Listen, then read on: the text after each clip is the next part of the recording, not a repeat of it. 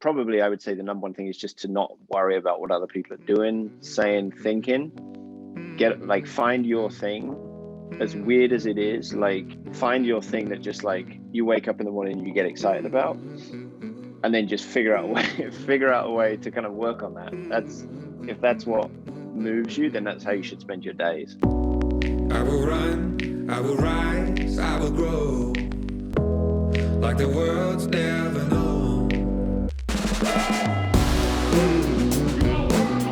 All right, I'm trying to pretend like I'm not super excited, but I am. This interview with Johnathan, it was super exciting to be able to talk to him. So he has the book out, The Anti-Blueprint Project, and so much of what my journey of learning to live life intentionally and talking with other people and my podcast Evolution of One, it coincides with so much that he's kind of discovered and the journey that he's on. He's just such an incredible person, and I just feel so happy that our paths crossed. And if you don't know already, the Anti-Blueprint Project is incredible. Go check it out. Go order that book. It's really incredible, especially for that younger demographic. I think both him and I were kind of going for the same thing. It's what do we wish we would have known when we were, finishing high school, and really that's when you start. That's when your life is really starting. And so at that point, what is it that we wish we would have known, on this end? So if you're at that age, I highly recommend going and checking this out. Like I've said many times before, people who are successful in life are really intentional with their time. And it's that ability to wake up and recognize that you choose your life and that you can shape it. And what I love about this book is that the blueprint that we've been given doesn't fit for everybody. Some people it does. But it's important to recognize and to cognitively understand, does it work for me or not? Instead of waking up when you're 30, 40, 50 and going, how did I end up here? Being aware that you, in fact, determine the outcome is the awakening that I hope that you get. So without further ado, here's my conversation with Johnathan, and I hope you enjoy. All right. Man, I feel like I wish we would have been recording the first part, because there was a lot of things that were really good about like the recording session was already into it. So to start off, I just want, can you just like give your name and like what you do, like a intro, you give your little intro spiel. Yeah, so my name is Johnathan Weaver. I'm from England originally, lived across France, Austria, Finland, US, Portugal, and Austria. I probably said that already. And then in terms of what I do, I've worked in marketing for the last 15 years across the sports industry, both in athlete management and brand management. And then recently I wrote my first book, The Anti-Blueprint Project. Awesome. And for just the people that don't know, that's actually fairly recent, right? I didn't realize that until it happened during so it happened during the pandemic. I've always written, like I've always had a blog, which I kind of updated here and there. And I wrote one post a few years ago about what I would tell my 14-year-old self. Kind of like, my mother passed away, we had kids, and I was kind of like, I feel like this is a nice thing just to think about life in general, lift up. So I wrote this post, and then at the beginning of the pandemic, I reposted it on LinkedIn, and then I just had a ton of people like, oh, I would tell myself this, I would say this, and then I got pretty sick at the beginning of the pandemic. Like I tested negative for COVID, but I was like in bed for 2 weeks, and so I could like just sit there and write, but not much else. So then I was kind of like thinking, I was like, oh, this might be an interesting time to actually spend my time doing a project like this. because you could already see the writing was on the wall in terms of how long we were going to be working from home. So then, yeah, I kind of just started knocking some ideas around, and then like putting the bones in place for what would become a book at the end. I didn't start it that way. I started it more just like, let's have conversations with people who have an interesting career path. That was going to be my question is like a book something you had always wanted to do, or like how did it get to that? Because it sounds like it started as just like, let's talk to people, and at what point did it kind of become this? Yeah, no, it didn't start as a book at all. Basically, as I say, so I had this blog post, and then it just felt, the number of people who kept reaching out, it felt like there was an itch that everyone wanted to scratch, and they were like, there is a simple thing. And I think sometimes that's the thing in terms of some creativity, is like the simplicity is almost key. So so in the book, I ask everyone, like, what would you tell yourself as a teenager? And it's something that everyone has an answer for. And I know I certainly do. And so I was kind of like, okay, well, why don't I ask all of these people who have very interesting paths what they would tell themselves as a teenager, and then also learn a little bit more about what took them to where they are now. And so I called a friend who has a really, really good podcast called Looking Sideways. And I was like, I've got this idea. I don't know what it is. And he was just like, oh yeah, you should just go for it. Like, just start and then figure out what it's going to become as you go, which was really good. And then I called another guy who made the van life book. He made the Cindercone book called Foster Huntington. And he was just super blasé about it. Like, oh yeah, if you want to do a book, just start doing a book. It's easy. I do them. And I was like, okay, easy as that. And he's got like 1 million Instagram followers. So obviously every time he does one, there is a engaged audience. But it did kind of give me the confidence. I was like, well, he started from nowhere as well at some point. So like, why don't we just do it? So that's how I kind of started. I considered doing a podcast, doing a YouTube series, but for both, I was kind of like, there's already a lot of people competing for people's time digitally. And I think probably same as you know, the fact that you're doing a print title, there is something nice as the world is ever more connected. I mean, now instead of meeting face to face, we're doing Zoom calls. So I was kind of like, I do like the idea of a printed physical object. And the other thing I like as well is, I suppose, there's a decent barrier to entry to it. Like, you have to really commit in terms of like the work you have to do for a book, but then also the financing of printing it, and then the logistics of selling it. And so I suppose I quite like the challenge of that as a trifecta of trouble, I guess.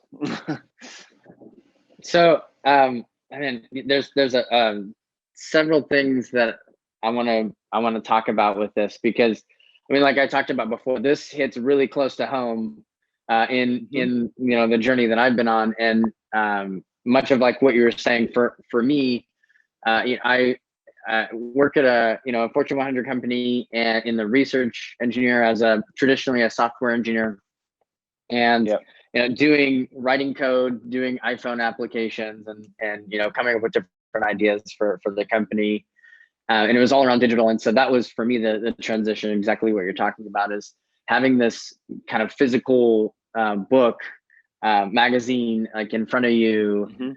There's something like having that tangible thing in a world where I was always doing digital, kind of converting it to like send something to someone, I think is really powerful. And so with that, your collection of the people that you interviewed, and even just like your writing, because the thing that's interesting, anybody who doesn't know about the book, you break it up into sections that I thought was really interesting, and then you have, the interviews are collected kind of inside of each of these topics, and so you have like goals, you have learning, and the learning one was really good. The topic of that, or the main part was it was something about the difference between learning and education, and kind of indicating that they're not the same thing.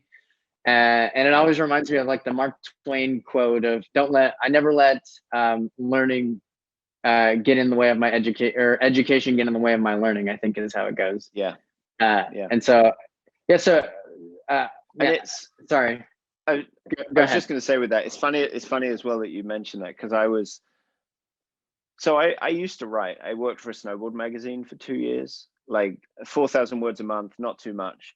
And then a little bit like you, right? Like I've kind of been I've been one of the cogs in a big corporation. I worked at Nike for 10 years, and it's a phenomenal company, and I'm a huge fan.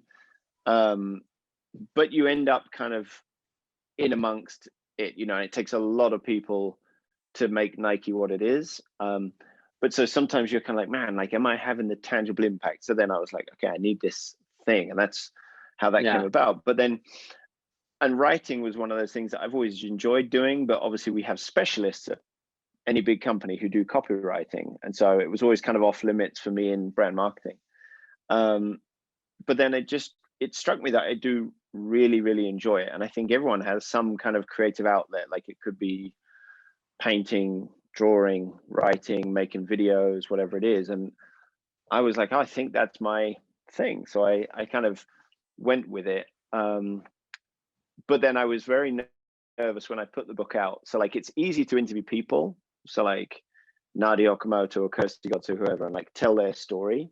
But then the chapters was actually the part that I was most nervous about, because it's, I suppose, my take on the synthesis between the people and just in general. And the original intent of the book was actually for teenagers, because I wanted to do something. I was thinking about a niche, and I remember I even asked at like the shopping mall in Portland where we would go, like went to Barnes and Noble, I guess it was, because it's pretty easy. Like if you're our age, right, you go to, I don't know if it's self-help, whatever it's called, right, but you want to buy like Rich Dad Poor Dad, Robert Kiyosaki, like there's tons of these books and they're just tons of copy and not that interesting. And I was like, I wonder if you could make something like that would appeal to younger people, because I think there's just still this thing of like, do you want to pick up Rich Dad Poor Dad as a 16-year-old kid? So again, I suppose what I was trying to do with those chapters was like synthesize, like going back to like all these things I wish I knew as a kid and all these people knew. Like I didn't start setting goals until I was 30 or something. I can't remember exactly, but I'm like, man, I wish someone had told me about this at like the age of 16. So that's kind of why I put those chapters in there. So I'm stoked you like it. Yeah, I thought it was a really cool way to, it wasn't just like, here's people I talked to. Like you definitely, there's so much, so for me, a lot of the products that I look at is there's so much energy and focus that goes into make it consumable. And just going through, I definitely felt that with your stuff and your writing too. I felt like there's an earnestness in it's that. Funny because my wife's German and she always reads my writing and she's like, this is so terrible. Like, I can't believe the way you've written this. But I'm always like, I suppose I write the same way that we're having a conversation now. Like it's very matter of fact. And I try not to be too like 10,000 foot. I'm more just like, how would you talk to someone super easy? Right. I suppose I'm lucky. That's just the style that I have. Man, there's so many things. I've never been so excited to talk to somebody as I am with you, because I feel like there's so many things that we just riffed on, and I picked all of that up. And so in talking with you, I'm like, I'm getting so excited about this because it's so close to, the passion stuff that I do. One of the questions I have for you, my Google is talking to me. It's telling me my Wi-Fi's down, like we were talking about. Sorry about that. Yeah, like I know that. One of the questions, One of the questions I have for you was, what is next with the Anti-Blueprint project? Like, is it more interviews? Is it, where's the next phase of that? Great question. And I've spent the last 3-4 weeks thinking about that quite a lot. The easiest thing would be to be like, cool, let's just do another 50 interviews, just do another book this year. I don't think that's the right thing to do for now. I thought, like, do I want to make it into a podcast? Do I want to make it into a YouTube channel?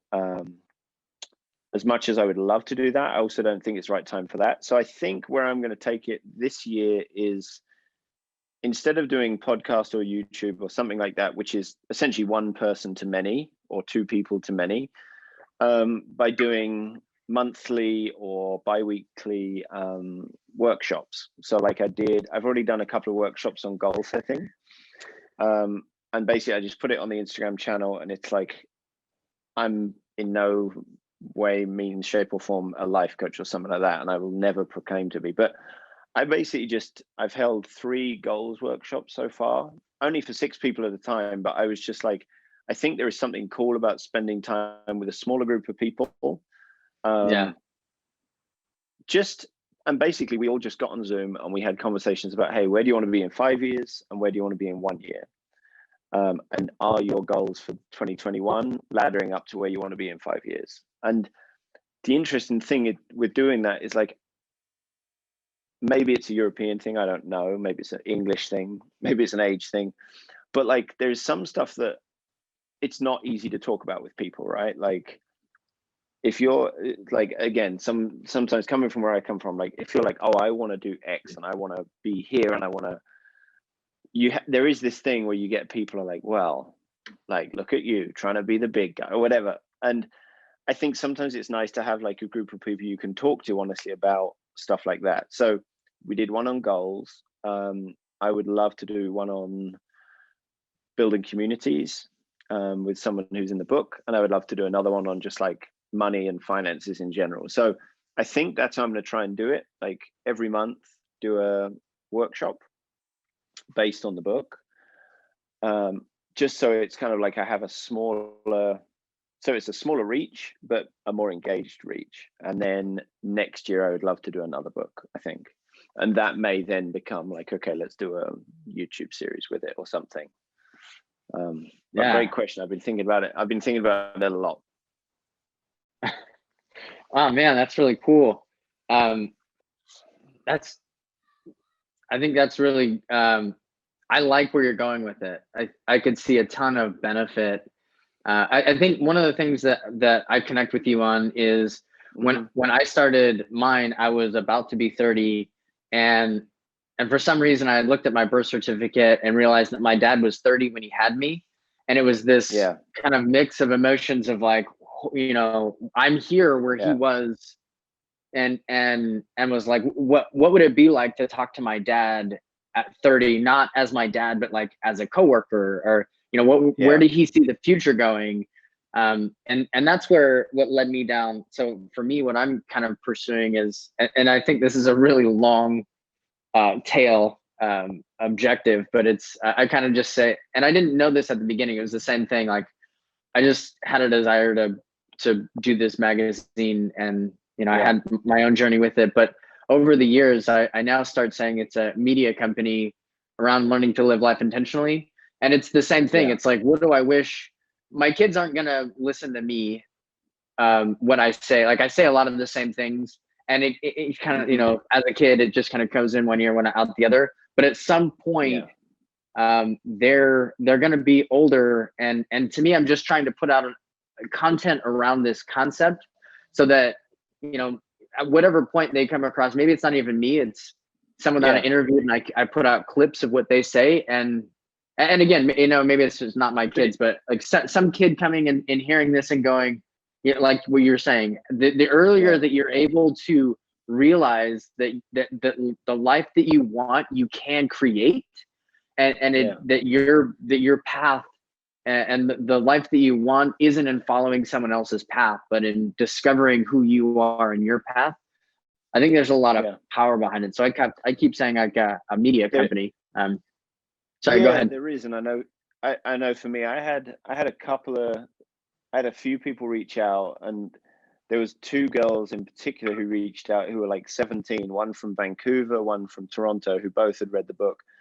And they were like, oh, I can't believe this. This is amazing. And I was like, wow, like, that's who I made the book for. So like, as great as everyone else is making a fuss about it, like, the fact that there's these 2 girls who are like the target demographic I went after, this is kind of why I did it. your point about, like living life intentionally, your father, it's funny because, I'm a parent to 2 kids, and you have to kind of think about like, okay, what am I teaching, etc. But there is also just a little bit of like, what example am I giving as a parent? And I've done a little bit the same thing as you. So I have kind of transitioned with Nike, and I was having a conversation with my dad, and he worked at HSBC, and he left at 42. And then, he would then went freelance consulting and kind of went off on his own path and started his own businesses and things. And I suppose I hadn't thought about it that much until the last few years, when I was kind of coming up towards the same age. And I was like, oh, this was the moment that he decided to step away from security with HSBC and go and do his own thing. And I suppose to the same end, like, I then hope when my kids are growing up and then, they hit their 30s, whatever, they're like, oh, and this is the kind of journey like that my parents went on. So I think I don't know. I always think there's like, what is it? You throw a stone in a rock, you throw a stone in the water and it creates a ripple at the edge. I always think it's like, even if it's something that you maybe don't think has the impact now, somewhere along the line, it will impact like your kids, but also other kids as well. Yeah, no, I totally agree. I'm always curious to what my kids will think as they get older. Just, yeah, I never know what's going to go through their head, but anyways, speaking of that, what I like to go back and just understand. It sounds like in reading in your book, you talk a lot about like your childhood and that you were always trying multiple things. Did you, and I also really connected, another reason why I really connected with you. There's so many things. I'm like, you're my long lost brother in so many ways.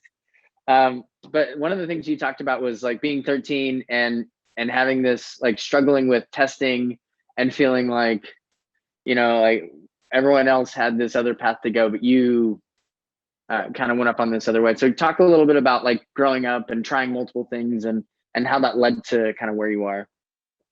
Yeah. So I suppose, so when I was at, so in England, we had, I think it's changed, I'm not sure if it's still the same now, but you have like primary school or junior school as you have in the US.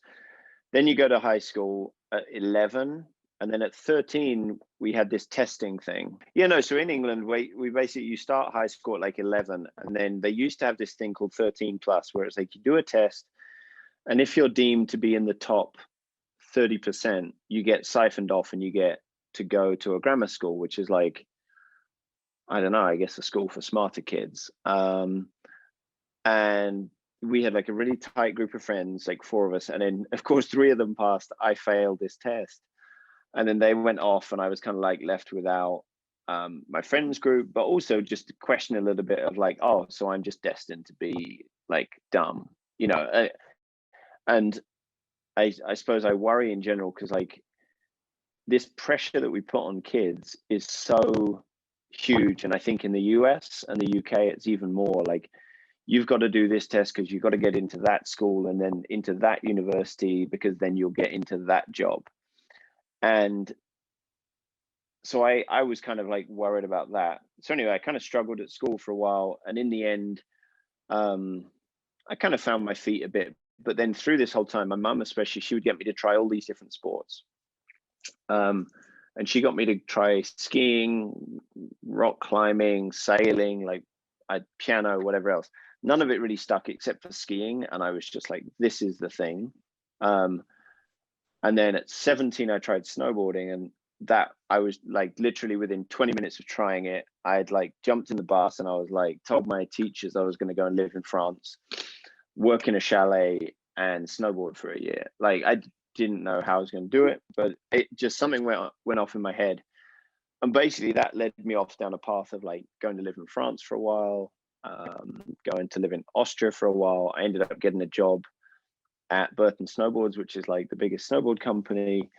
And it was all because I had a passion for a passion for what we were doing. Like I suppose I had some knowledge in terms of marketing and just bringing people together and stuff. So I had this, but I also had this crazy passion for the thing we were doing. And so when the two combined, it just took me off down a path of like, okay, here's a thing that I can really hone marketing skills against.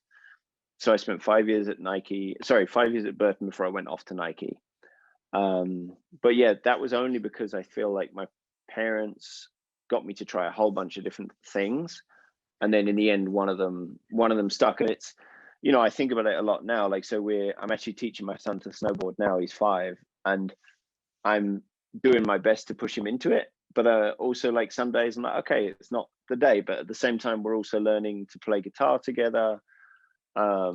He's learning to speak other languages, and I'm in each one of them. You kind of just have to be like, serve them something. It's like giving them dinner, and you're like, do you want this plate of dinner? And Yeah. like, some things they love, some things they hate, and you just have to be fine with it. So that's kind of the process that we're going through at the moment. And it's just good to have that self-awareness where you're like, okay, remember what you were like when you were a kid. You didn't like everything, and just be fine with it. So yeah. No, I think that's kind of the same phase that I'm in. My kids are 11, 10, and 7, and to me, I think one of the things I talked about this with my friend Anthony in one of the conversations I had, but we talked about how our parents, him and I both, our parents had kind of suggested things when we were younger. Like my dad, for me, it was always like he was of the generation where they're like, you know, do what you love. And so he loved sports, and so he went into got a master's in recreation, but then struggled to support. He had 6 kids, and was always working, you know, 2 to 3 jobs, and just could never make it. And then, you know, his dad and, you know, one of his brothers were both engineers, and so he kept saying, like, get a technical degree. Don't do what you love, like get a technical degree. And I also, and it was also still of the idea, like, you have to get a schooling, you have to go to college. And what me and my friend were talking about is that a lot of the advice that my parents gave, I think made sense at the time. But, you know, in the 90s, schooling and everything was very different than, you know, during, you know, 2020 and, you know, this decade.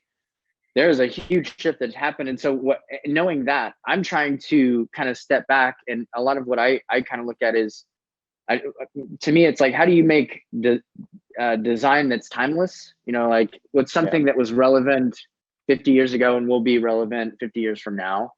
And so it's less about like, you need to do this thing. And it's more for me about kind of what you're talking about, allow them to explore things and just say, like, you could do whatever you want, you know, for the next, you know, till I'm 35 and I still feel like I'm super young. And so, like, don't feel like you have to be something, you know, just like try a whole bunch of stuff and see what sense you kind of intuit yourself into, and kind of go from there. Yeah.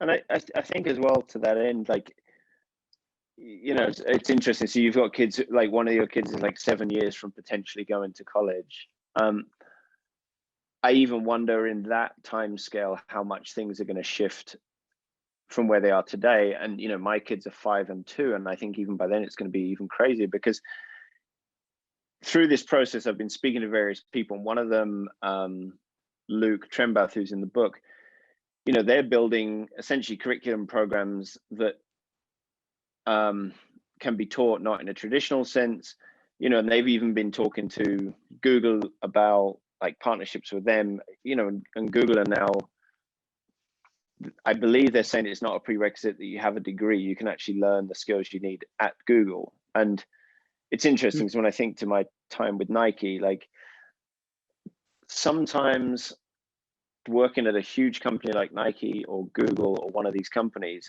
half the battle is learning how a company like that operates, because it's such a different, it's a, Nike, for example, is a matrix organization, and it operates very different to anywhere I've worked before, and it is very, very successful for that. They don't teach you that kind of how to work in that system when you're in college. And I would assume that by the time that your kids get to that age, there would be more and more companies who are just like, hey, if we think you're the one at the age of 18, you could just start coming to work now. So my wife's German, and it's interesting because in Europe, there is much less emphasis placed on degrees. Like, it's definitely gone up in the last few years. But like in Germany, a lot of people, they do like more vocational learning. So you might finish school at 16 and then do like a 3-year, finish school at like 18. Then you may do like a sort of a mix between, like a diploma, they call it. So you do a couple of years at school, you do 1 year in a work placement, but you are working throughout the whole thing and you're earning a little bit of money. So you don't end up in this situation where you're like hundreds of thousands of dollars in debt. So it's quite an interesting, it's going to be interesting where it goes in general in a few years. I suppose my hope for it is that the wider world stops shepherding young people into like, you need to go to this college and spend, like there's a woman I did work with, her daughter's 14, they pay $40,000 a year for her education at 14 years old. And I'm like, okay, cool. Well, that number only goes up as she gets older. So like, how much at the end of when she turns 21, like they're going to have spent more than $500,000 educating her, right?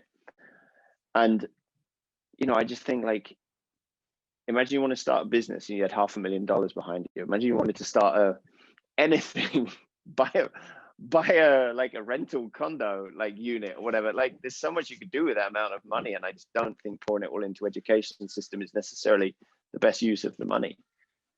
Well, it's also kind of what you were talking about. I think you gave a really good analogy. Like at the end of it, you're also as a young person, you were shepherded through $500,000 of education. You didn't choose your way through, right? At the end, you're just like, cool. And there's an appreciation, but at the same time, it's also. But you don't know how much it's worth, right? Because you're like, you oh, $500,000, whatever.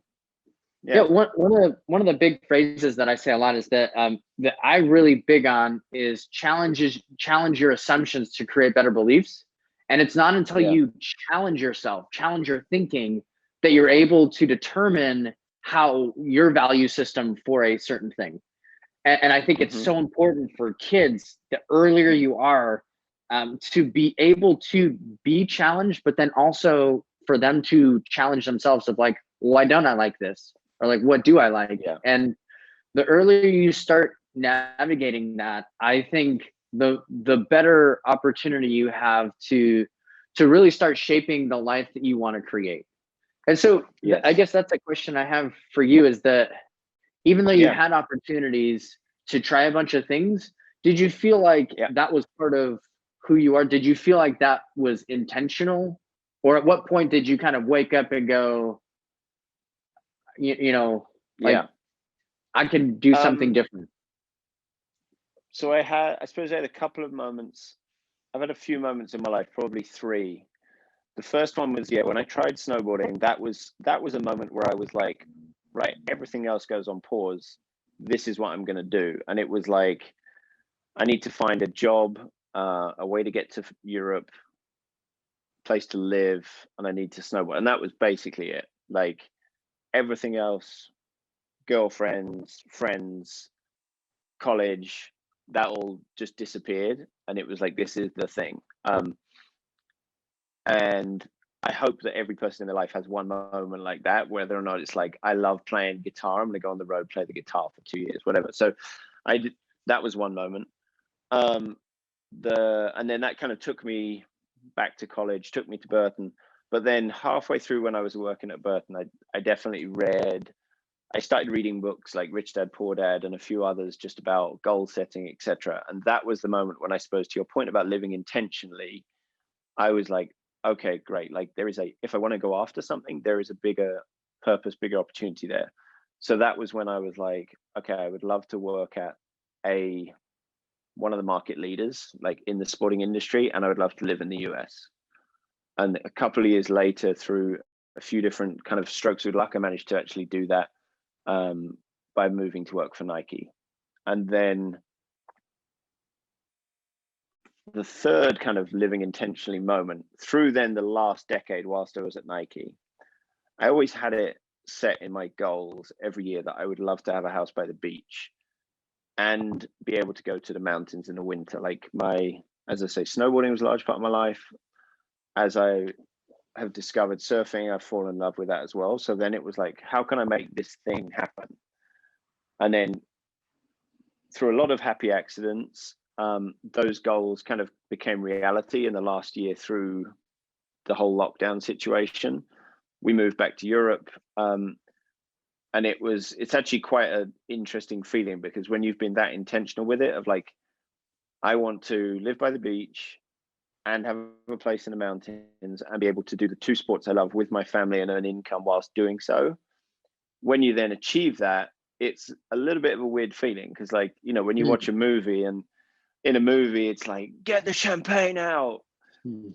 Like, I don't know, maybe it's just me. I was kind of like, oh, I think we've done it. Like, it's kind of a weird feeling, and you're a bit like, okay, is this just like the Truman Show? Like, do the cameras come out now and they're like, oh, just a joke, that's not real? But so they're the three kind of living intentionally moments, I would say. Like, one was kind of like a bolt from the blue. One was kind of the awakening of like, okay, this is how you get there. And then the third was like actually coming to terms with a new reality we'd created. Wow, that's actually really cool. I think that leads into one of the things that I've been telling my kids that I feel like I didn't learn when I was a kid. Is we talk a lot about puberty as like that initial puberty of being able to go from physically not being able to have kids to physically being able to have kids, right? And your body changes.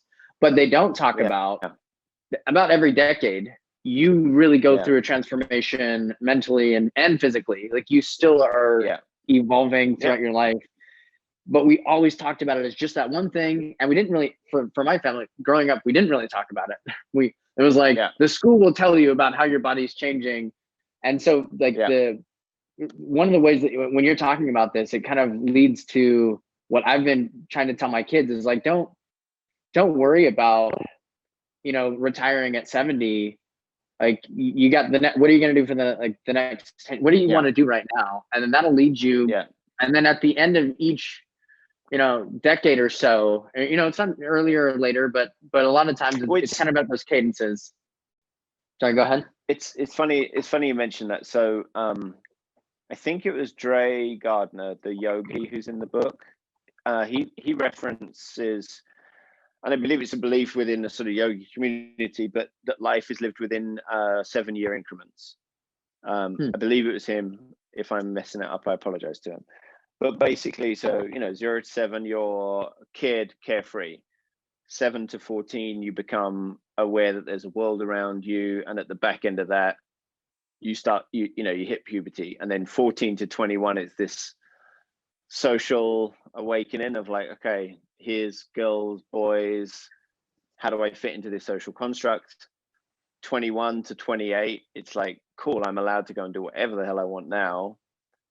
28 to then 35, it's like, okay, cool, now I'm doing this, I've maybe got some money. 35 to 42, you're like, great, now I've maybe got some responsibilities. 42 to 49, etc., etc. And when he said that to me, it kind of, the light went off. I was like, oh yeah, because it's kind of true. Like, they're pretty big moments. And as you say, it's funny that when people grow, like, that people are so focused on puberty as a moment, because as you say, you can physically do it, but then like, even now, like, there's days where I'm like, my God, like, how do they, like, I'm struggling to get through the day on my own, let alone like, and now I've got to look after 2 kids as well.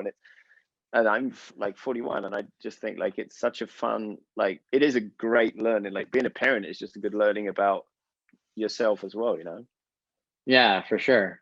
No, that resonates with me. I think that makes sense. It's more on the cadence of how I've evolved. I've been doing this kind of journey for the last 6 years, and I feel like each year, I guess I'm kind of like shifting and changing and taking on new things. We talked about this before of how I can't just be doing one thing. And so when I talk to people, they're like, I don't know how you do all the things that you do. I know. And just like, I don't know either. I don't know. I just stay pretty active. It's funny because when the book came out, like I had not guilt, but I was definitely a bit like, okay, how much do I want to not boast about it, but big it up, you know? And I definitely had a few people who were like, oh my God, like this guy, like he's got 2 kids, he works at Nike, and now he's written a book as well. Like, where's he fitting in the time?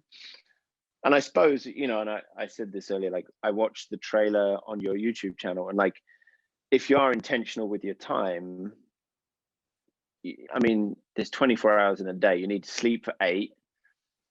People who are like, oh, I can't like follow a fitness routine, I can't get in shape, like that's a lie. Like everyone's got, you know, 16 other hours in a day, family, kids, etc. But like, I suppose what I've tried to do over the last, having kids definitely helped you focus your time, but like over the last 10 years, I've just definitely been a lot more like, cool, like if I'm not doing X, I'm doing this. Like I remember back to when we would do snowboard seasons, we would go snowboarding a day and we would just sit there watching like box sets of The Sopranos all night long, or Family Guy or whatever, right? And I'm sure now it's the same for kids with Netflix, right? They can spend hours doing it. And I was very much like, I've just got into this mindset now. It's like, okay, cool. If you wake up at 5, it's like, what project are you working on at 5 a.m. until 7? And then you're going to go to the gym, and then you're going to go to work, and da da da da da da da. And because for me, I just don't see how it operates. You know, I struggle to see how you get enough done to actually make any progress. Yeah, that I completely agree. That was one of the things that I like to tell people when I look back, when people are like, you know, what of all the magazines you put out, which one's your favorite?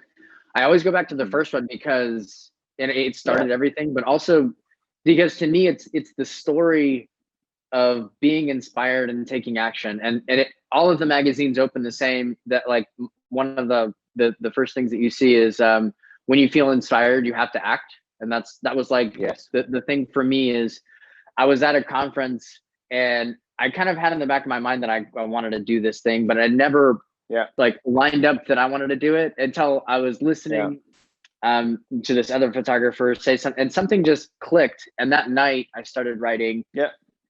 And I was super busy. I mean, I had 3 kids, you know, a full-time job. I was, at the time, I was, you know, a seminary teacher. It's early morning, so I was up early. But I was like, here's what I'm going to do. I loved this thing so much that I'm like, I'm just going to spend an hour a day, every day until I finish. That was my goal. And I always tell people, I'm like, I still watch Netflix. I still, you know, play with my kids. Too. You can find 1 hour. It took me a full year to be able to launch my very first magazine and get everything together. But like, to me, like that's the thing is, if you just work on it 1 hour a day, every day, and sometimes it was more, sometimes it was, you know, 3 hours, but I was just like dedicated just 1 hour. You can accomplish the things you want to do.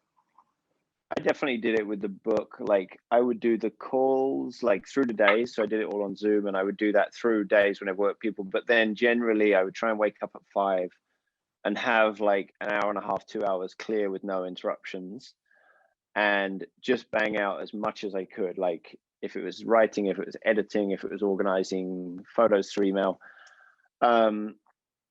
And that would just seem to be a moment where I was like, cool, I can just get my head down, not have any distractions, and work. And then I try and do it now as well. Like if you can have a good start to the day and feel productive, then by the time you get to breakfast with your kids, you're less anxious of like, oh, I haven't done anything. Like you're kind of like, cool, I'm having a nice breakfast now with everyone. And I think that's a really good thing to be getting into. Yeah, I agree.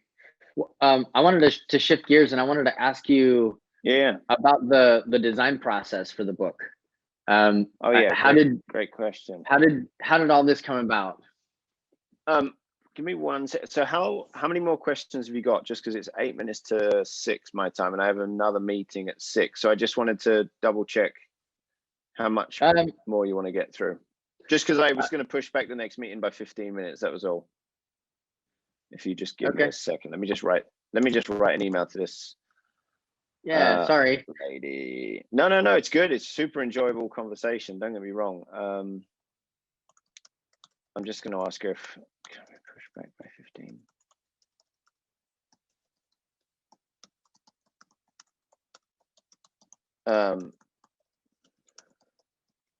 Okay, right. I've emailed her.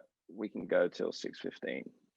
Do you want to ask the question again, or are you good to just edit from where you were? Yeah, I'll just cut it. We can just go. Easy. Yeah. So the design process, actually a really great question. So I'd written the book kind of in my office at home. I'd written like 100,000 words, had all these conversations, and then I have a friend who's one of my best friends, and he's become, he probably doesn't know it, but like my sort of almost my counselor, my mentor, someone I can ask any question of, and he's a lot more confident in my abilities than I am in my own abilities, which is kind of a weird thing to say. He comes from more of a design background than I do, I'll say. Like, I know that that's not my strong point. He has a much better eye for stuff than I do. And I kind of went to him and I was like, hey, look what I've been working on for 6 months. And he was just a bit like, oh, okay, cool. What do we?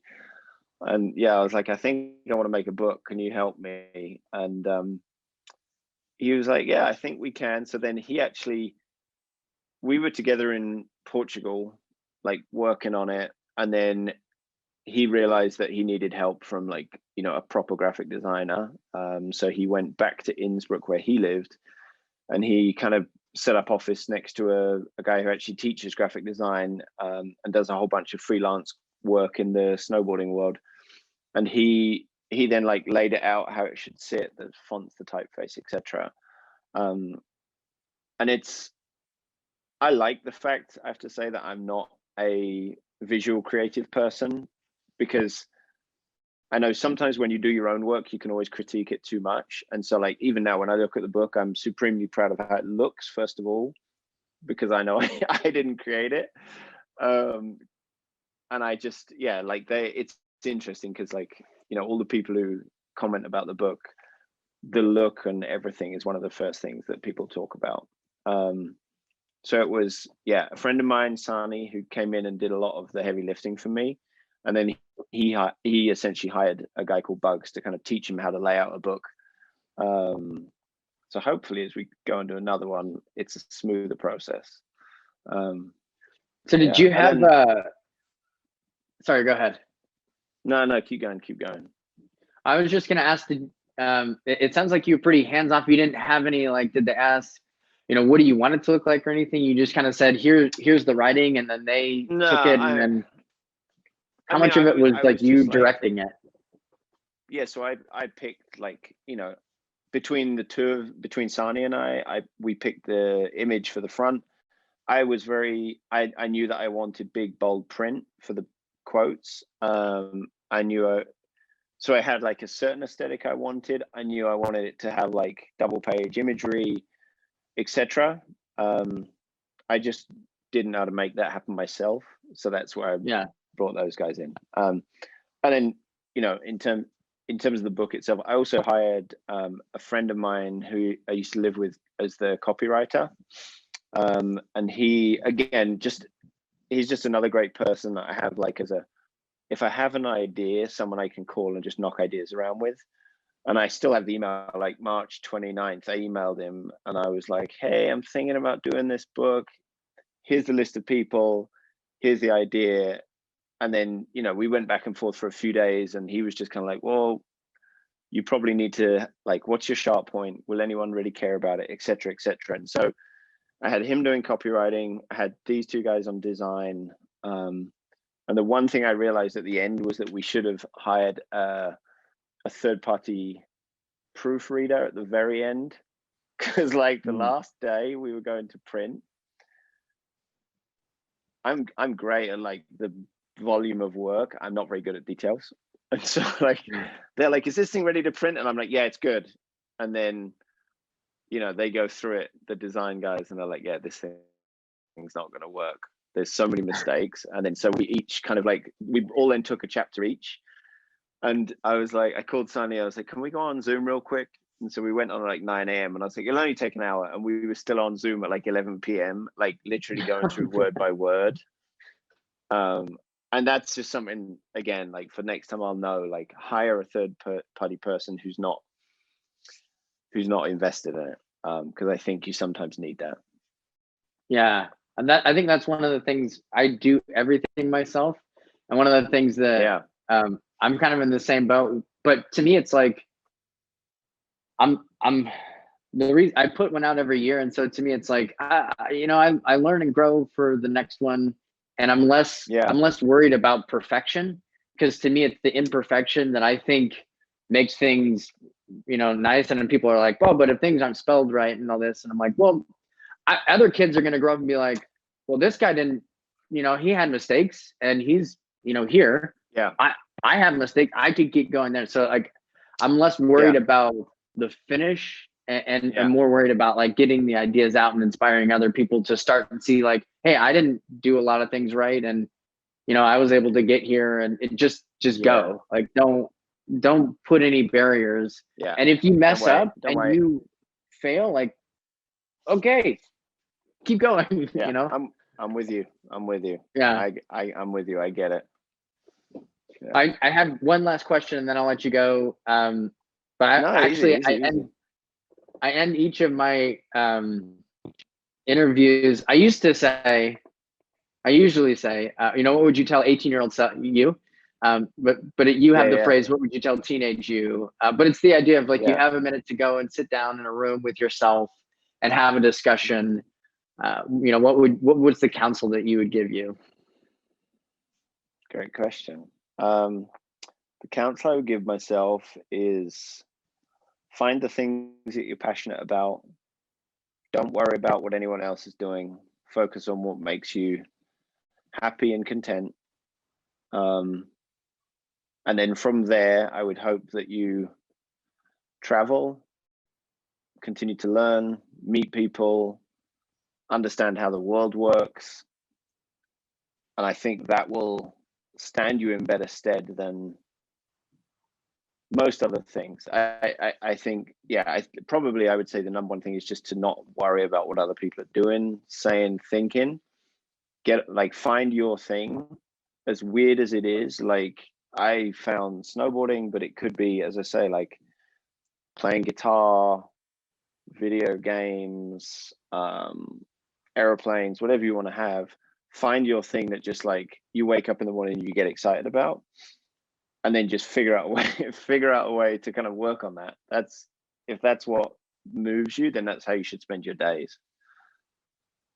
Oh man, I love that. That's awesome. Cool. Thank you, John. I would love to just keep having some conversations. There's so many. I feel like please do. We've only scratched the surface, and there's so many other things that I would love to talk with you about. Yeah, kind of off the air, but go ahead. And also as well, like if I can be of any help with like Kickstarter or whatever else, or like ideas in general, like I'm gonna get a new cell phone here soon, so I'll send you my number and or drop me an email. Like I'm always down to chat, because I think it's good. Like if there's like-minded people, you can always learn from each other. So I would love to love to keep in touch. And as I say, like if there's anything I can do to help, just let me know. Awesome. Thank you so much. Hope you have a good evening. Anytime. Yeah, it was great to chat. Thank you so much.